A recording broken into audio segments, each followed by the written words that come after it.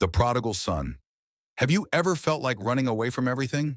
Maybe from your family, your responsibilities, or even from God.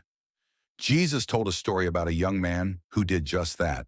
A story of rebellion, heartbreak, and the kind of love that never gives up. Let's walk through it together. And before that, welcome to this YouTube channel. A wealthy man had two sons. One day, the younger son came with a shocking request. "Father, give me my share of the inheritance." Think about it, asking for inheritance while your father is still alive. It was like saying, "I wish you were dead so I can have what's mine." But the father didn't argue. With a heavy heart, he divided his property and gave the younger son what he asked for. The young man set off for a distant land. At first, it was everything he dreamed of. Freedom, fun, friends, no rules. He spent his money like water. Food, wine, pleasures.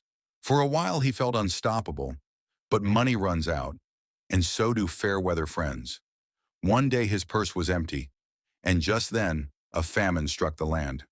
With no money and no one to help him, the son found himself in the lowest place he could imagine, feeding pigs. He was so hungry, he longed to eat the pods the pigs were eating. That's when reality hit him. He remembered his father's house. Even the servants had food to spare, while he was starving. So he said to himself, "I will go back.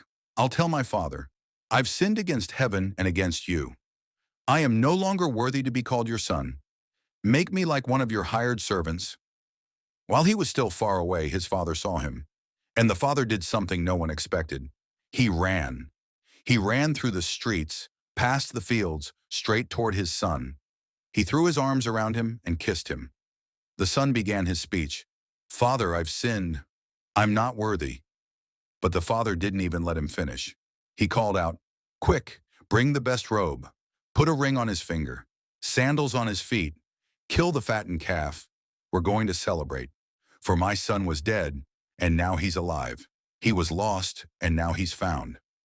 But the story doesn't end there. The older brother, who had stayed home, working hard all along, heard the music and dancing. When he found out it was a celebration for his younger brother, he was furious.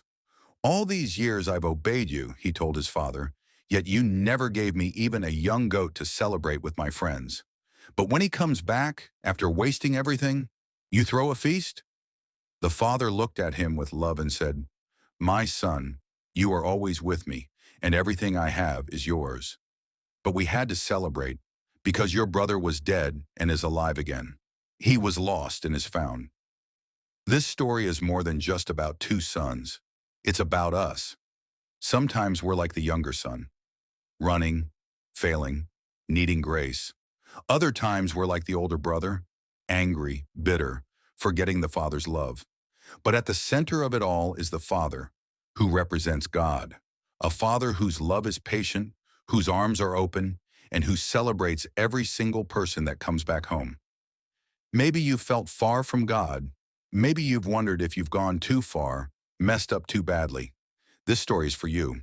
No matter how far you've wandered, you are never too far gone. If this story touched your heart, share it with someone who might need hope today. And join me next time as we bring another powerful Bible story to life. Remember to like, comment, share, and subscribe to reach more people.